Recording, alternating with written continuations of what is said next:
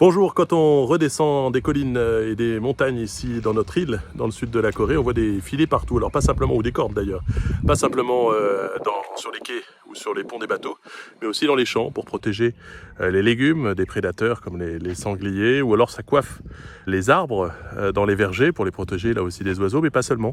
On voit ces signes de la mer un peu partout sur les littoraux en Corée du Sud, alors dans le sud mais aussi dans l'est de la Corée, par exemple avec ces baleines, ces poissons peints sur les murs ou encore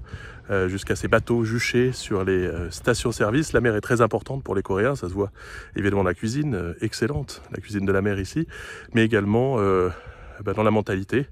La mer a toujours eu son importance dans la littérature parce que tout simplement la Corée était une presqu'île, c'est devenu une île pour la Corée du Sud lors de la division des deux Corées, puisque de facto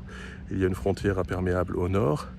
et donc cette présence de la mer est partout, bien qu'il y a 3 décennies, quand nous étions ici déjà, il y avait peu de gens qui se baignaient sur les plages. Les Coréens, c'est pas leur truc, le bronzage, ils ont bien raison. En revanche, les sports nautiques maintenant, et la baignade même,